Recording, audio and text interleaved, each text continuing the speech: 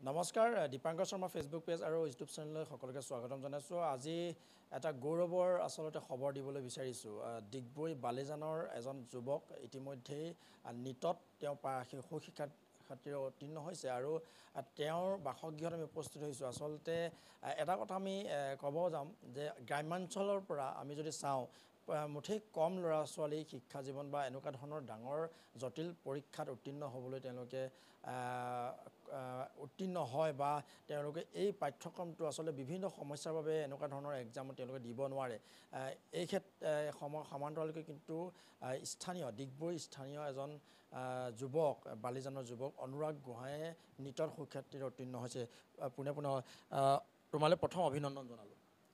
ধন্যবাদ। কি ক'বা, কেনেধৰণে পঢ়িছিলা? যিহেতু নিটত ইতিমধ্যে ৰিজাল্ট ওলাই গ'ল, আগন্তুক পৰিকল্পনা কেনেকুৱা, গোটেই কথাখিনি সৰলকৈ জানিবলৈ বিচাৰিম। মই মানে যেতিয়া ফাৰ্ষ্ট টাইম এটেম্প দিছিলোঁ তেতিয়া নিটৰ কথা ইমান গম পোৱা নাছিলোঁ। ছেকেণ্ড টাইম যেতিয়া এটেম্প দিলোঁ তেতিয়া বহুত কষ্ট কৰিছিলোঁ, কিন্তু মানে দেউতাৰ অসুখ হৈ গ'ল, দেউতাৰ ব্ৰেইন টিউমাৰ হৈ গ'ল। চ' মানে বহুত অকণমান দিগদাৰ হ'ল। তেতিয়া মামীহঁতৰ ঘৰত থাকিয়ে পঢ়িলোঁ। মামীহঁতে, বৰ্তা, মাহী, মোৰ দাদা, মা দেউতা সকলোৱে মানে বহুত লগ দিলে মোক। তাৰপিছত আকৌ তেতিয়া নেপালোঁ। আকৌ নেক্সট ইয়েৰ যেতিয়া পঢ়িলোঁ তেতিয়া ঘৰতে বহি পিনে মানে কষ্ট কৰিলোঁ। দেউতাৰ বেমাৰ অসুখ হোৱাৰ কাৰণে মানে ইমান আমাৰ ওচৰত পইচা নাছিলে যেন বাহিৰৰ ক'ৰবাত ডাঙৰ কোচিঙত লগাব পাৰোঁ। চ' ঘৰতে যিমান পাৰোঁ সিমান ট্ৰাই কৰিলোঁ আৰু এবাৰ নিটত 622 পালোঁ। ভৱিষ্যতে আশা কেনেকুৱা ধৰণৰ আশা কৰিছা? ভৱিষ্যতে এজন ভাল ডক্তৰ হোৱা আশা কৰিছোঁ, যেন সকলোৰে মোৰ গাঁও আৰু মানে যিমান পাৰোঁ সিমান সকলোৰে মানে অকণমান ভাল হ'ব পাৰে কিবা।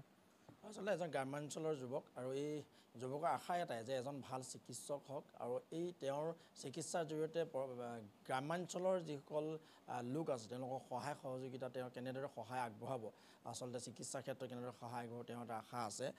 আমিও অভিনন্দন জনাইছোঁ, শুভেচ্ছা জনাইছোঁ। অনাগত তোমাৰ যিটো জীৱন সুখময় হওক। পিতৃ কাষলৈ যাম। পিতৃ কাষৰ পৰা কিছু কথা পিতৃ হিচাপে আপোনাৰ যিহেতু এটা চিকিৎসা হৈ আছিলে সেই সময়ত অনুৰাগে জানিব দিয়া সময়ত, তেনে সময়তে ল'ৰাই নিজাববীয়াকৈ কোনো ধৰণৰ কোচিং নাই, কোনো ধৰণৰ টিউশ্যন নাই, নিজাববীয়াকৈ পঢ়ি উত্তীৰ্ণ হ'ল, গাঁওখনলৈও সুনাম কঢ়িয়াই আনিছে। কি ক'ব বিচাৰিব? এই ক্ষেত্ৰতো মোৰ ভালেই লাগিছে। পিতৃ হিচাপে মই গৌৰৱ কৰোঁ। আমাৰ নিচিনা বালিজান কেন্দুগুৰি এনেকুৱা ধৰণৰ পিছপৰা অঞ্চলৰ পৰা সৰ্বভাৰতীয় পৰীক্ষাত উত্তীৰ্ণ হোৱাৰ কাৰণে গৌৰৱৰ বিষয়। সেইটো গোটেই অঞ্চলৰে গৌৰৱৰ বিষয়, অকল মোৰেই নহয়। মোৰেই ল'ৰা নহয়, গোটেই অঞ্চলৰ ল'ৰা হয়। আৰু মই ভাবোঁ সি এজন ভাল চিকিৎসক হওক আৰু সমাজৰ কাৰণে নিজৰ মানে সময় দিব আৰু মানে মই সেইটোৱে আশা কৰোঁ মানে। আচলতে সচৰাচৰ আমি যদি চাওঁ পিতৃ মাতৃৰ এটাই সপোন নিজৰ যি সন্তানে এটা গতি লাভ কৰে, জীৱনৰ যি জীৱনৰ গতিপথত এটা স্থায়ী তেওঁলোকে বাট নিজেই আঁকোৱালি লওক। আৰু মাতৃ কাষলৈ যাম, মাতৃ আছে। কি ক'ব বৰ্তমান আচলতে আৱেগিক সময়ো ক'ব লাগে যে আমাৰ নিচিনা গাঁৱৰ অঞ্চলৰ পৰা অনুৰাগে এনেধৰণৰ ভাল এটা ফলাফল লাভ কৰিলে, কি ক'ব? বহুত ভাল লাগিছে।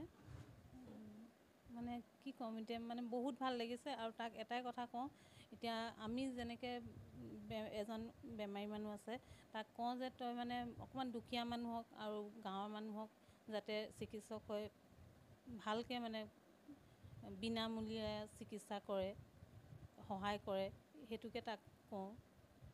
আচলতে এক ডাঙৰ কথা। আচলতে বৰ্তমান সময়ত চিকিৎসা ক্ষেত্ৰতো যদি আমি চাওঁ গ্ৰাম্যাঞ্চলত বিশেষভাৱে আচলতে গ্ৰাম্যাঞ্চলৰ লোকসকলে চিকিৎসাৰ ক্ষেত্ৰত বহু পিছ পৰি ৰয়। বিভিন্ন টকা পইচাৰ অভাৱেই হওক, অৰ্থৰ অভাৱত বহু আমাৰ ব্যক্তিয়ে প্ৰাণ হেৰুৱাব লগা হয়। আমি অনুৰাগৰ ৰুমটো দেখাম।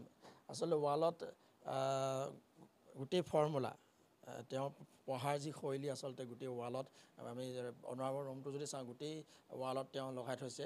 আচলতে এয়া হৈছে একাগ্ৰতা, পঢ়াৰ প্ৰতি একাগ্ৰতা। আৰু এই একাগ্ৰতাই আচলতে বৰ্তমান অনুৰাগক এই যাত্ৰাত এই যাত্ৰাত তেওঁক যি যাত্ৰাত তেওঁ আগবাঢ়ি গৈছে, এই যাত্ৰাত সকলো আমি আগবাঢ়ি যাবলৈ সহায়ক হৈছে। আৰু এই একাগ্ৰতা সদায় থাকক। এজন ভাল চিকিৎসক হৈ পানে আমাৰ এই গাঁও অঞ্চললৈ তেওঁ সুনাম কঢ়িয়াই আনক, তৈলনগৰী ডিগবৈলৈ তেওঁ সুনাম কঢ়িয়াই আনক, অসমৰ মানচিত্ৰত তেওঁ জিলিকি ৰওক, এজন নক্ষত্ৰ হিচাপে জিলিকি ৰওক। আৰু আমি এই আশা ৰাখিছোঁ অনুৰাগলৈ আমাৰ ফালৰ পৰাও অভিনন্দন আৰু ভৱিষ্যতৰ যি পৰিকল্পনা আছে পৰিকল্পনা তেওঁক শুভেচ্ছা জনালোঁ।